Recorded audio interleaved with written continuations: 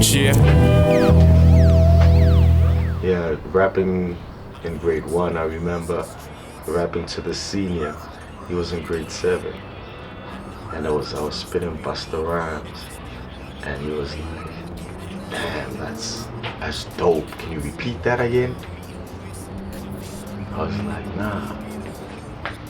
I've been rapping since grade 1. That's how I learned English, by rapping.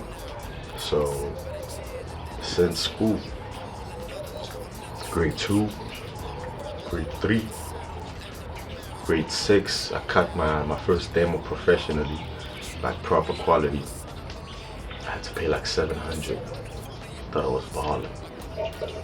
So yeah, been rapping.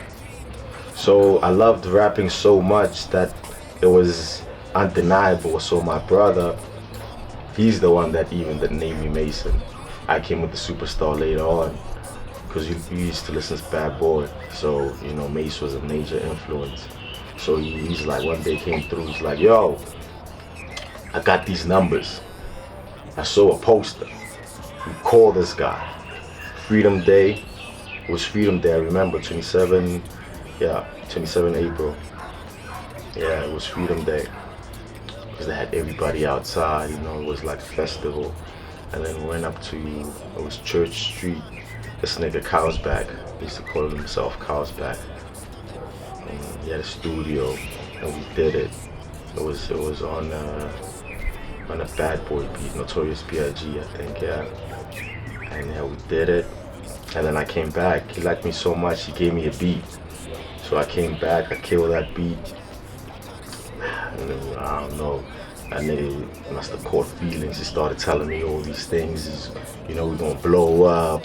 You're gonna take me to T-Bo Touch. We're gonna be on Metro. You know, that never happened. So the next step was I gotta blow up before high school. So rapping with Cowsback was interesting. It was good times. You know, cause we did a whole lot of songs, like 20 songs. I had a whole project. You know, I thought it was gonna be my album. And this was like grade 7, grade 8, grade 9. Yeah, 7, 8, 9, 3 years. Yeah. Around 13, 14, 15. Yeah, around that age, I had a whole project. I thought I was gonna blow up. Because that's about the time that Deluxe and Josie came up, you know. So looking at them like superstars, and I was like, I'm better than these folks, yo. I'm better than them. I thought I was gonna blow up. That never happened. So, you know, obviously the relationship broke down. Songs, you know, were missing. You know. Yeah, so after high school, it was back to school. Imagine. So we go back to school, we go to university, first year. So Vigilant, this local producer from Sasha, Block M, he's a tough guy now. So he let me know that, you know, we can work. I'm like, all right, let's work. We do another project, a full project now. Well, the first project with him. I was gonna call it Publicity Stunt. We did it. It's around time when J. Cole popped. Remember, I rapped on one of his beats. You never heard that, no? Yeah, so yeah. We did that. And then the next thing, homeboy is like, alright, project is done. He sits me down and he starts auditing my stuff. He's like, okay, on this date, you used 2 hours, you came with friends, that's 3,000. So now I had a bill to pay. I'm a student with a bill to pay. I can't afford that. So that didn't work. But I got 2 songs, or I got Flossing. Flossing came from that project. I got away with it. It's on the Price of Fame. So when that didn't work, I knew I had to leave a lot of songs behind, of which, you know, it's part of the sacrifice for the Price of Fame. So when I did that, I was like, alright, at least I got Flossing. Flossing made to Price of Fame, so it was worth it. He did the beat, you know. So it was on to the next one. Second year, we bump into Husky. Now he's the top dog. I'm in Mufftown now. You know, I'm in Double H's home, like in the backyard. So now I'm in Mouthtown now, bumping to HK, you know, Husky Records. And you know, he was doing good. He had his own record company, you know, Husky Records. And you know, I hollered at him, like, yo, there's my CD. He's like, I'll listen to it. He calls my friend, like 3 days after. He's like, yo, that kid with that flossing track is the shit. And then he gives him my numbers and he calls me up. He's like, alright, I hear you. Let's work. We hit the studio. He gives me a beat. I kill it. He gives me another beat. I kill it. I start recording my own stuff. This is about time 2011. Yeah, it was 2011, around July, August, second semester. That's when I dropped out. I went back to school, dropped out, didn't go to school. I was just on campus. So we rapping, you know, I got my little crew. I'm buying shirts, I'm fresh. So from second year, I bumped into HK, Hans Kegana with Husky Records. He was like, you know, he was the big shot, you know. He was the man in Mouthtown, so he heard my song. Well, I gave him my CD. He called back like within 2-3 days time, and we started working. So we recorded a whole album. We were gonna call that Superstar Status. That happened within like a month. And then after that, well, you know, I had to sacrifice school because I thought I was gonna make it. I thought it was the one. Following year, nothing happens.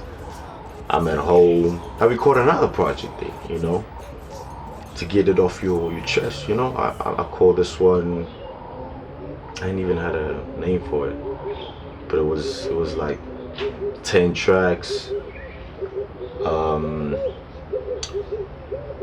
Dirty by Maloney wasn't one of it, so that was like a hit amongst my friends. It was a hit amongst my friends. We did Dirty by Maloney. You even got a video. Yeah, Dirty by Maloney. Look it up. That was a hit. So I became more positive. Went back to school 2013. So now I did everything. I was working, I was rapping, I was studying, I was doing everything. Yeah, so, you know, my homeboy Houdini, KB, he lives like adjacent to my house. So, you know, he was also into hip hop, he did beats. So we've been recording. We had a little studio in the crib. We recorded like over 50 songs.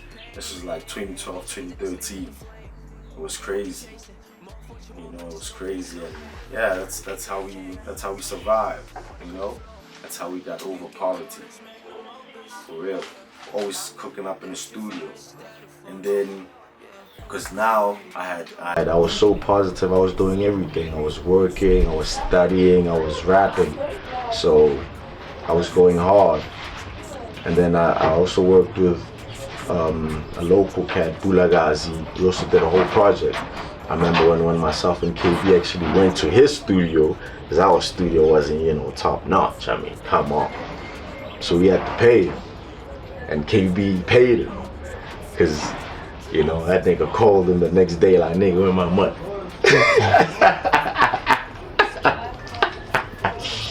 But we recorded, and the name of the song, ironically, was I Owe You Nothing. It was I Owe You Nothing. That was the name of the song. So we did that, but you know how niggas are tripping. You know, it's all good. I still recorded a whole project with him, and apparently his computer crashed. That's how you get Dirty by Maloney. I did it from that project, and that was a local hit. You know, that was a local hit amongst my friends.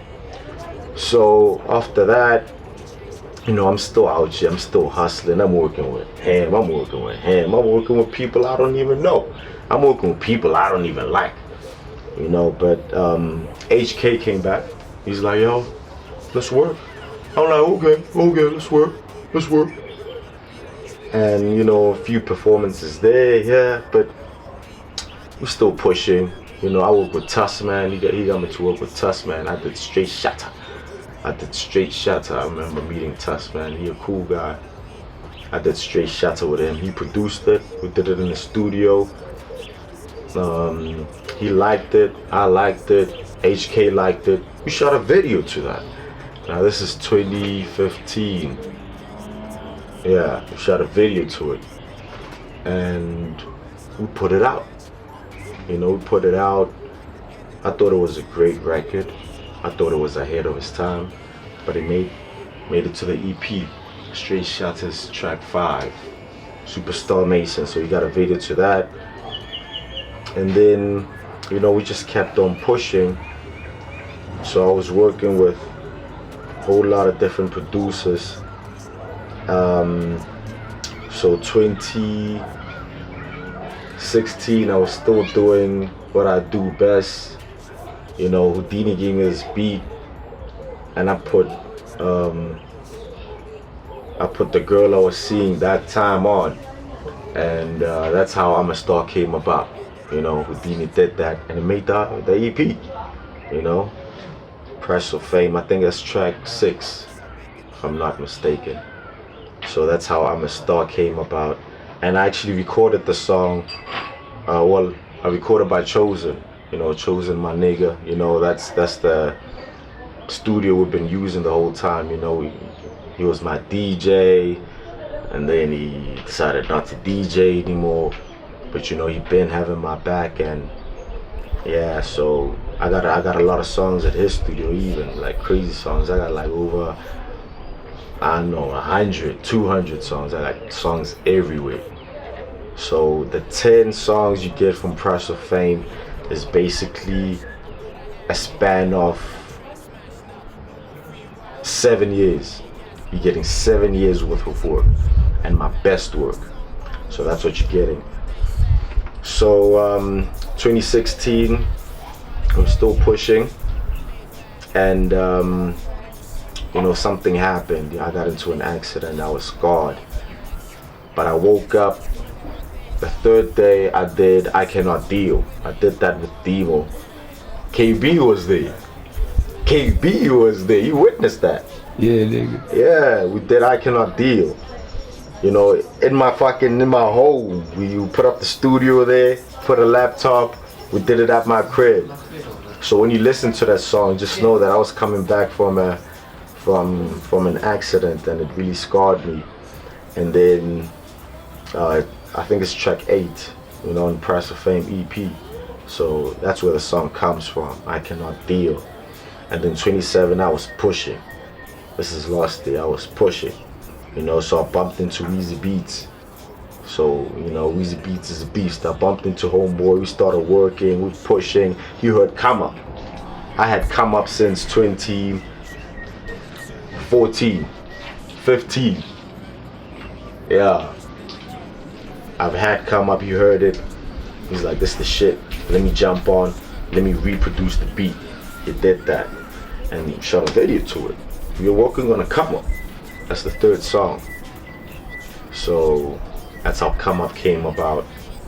And then I just urged on. And so me always being positive and you know, thinking ahead.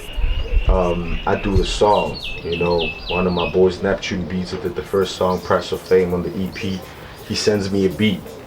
He sends me like snippets of like 10 beats. I picked this one, Press of Fame.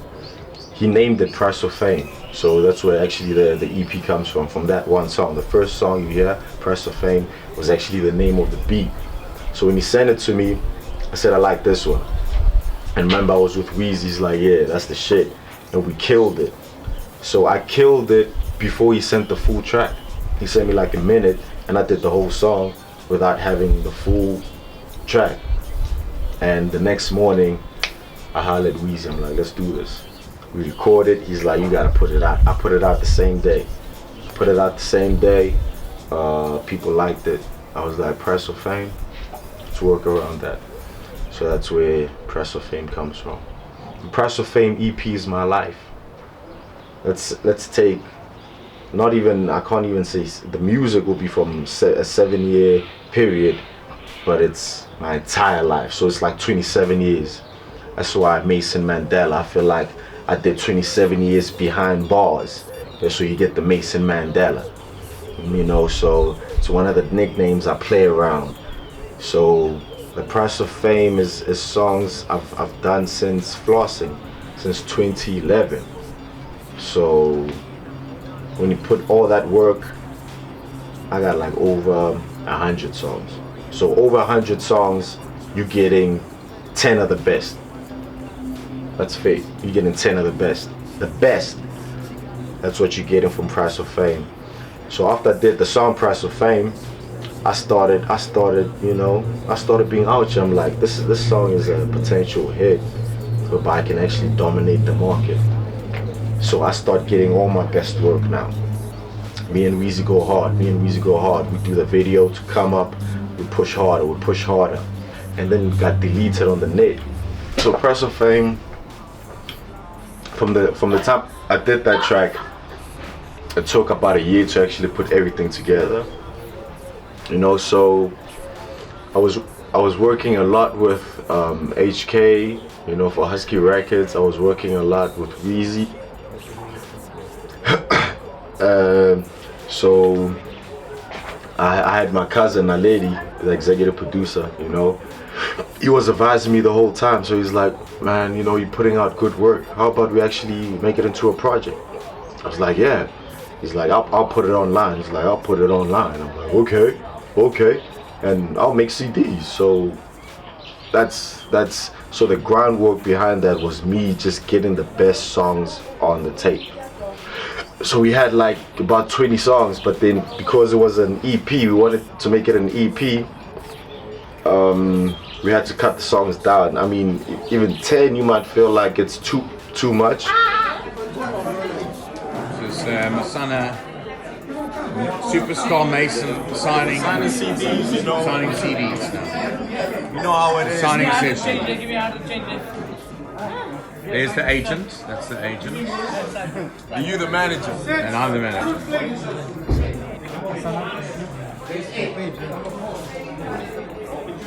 Superstar Mason. Superstar Mason.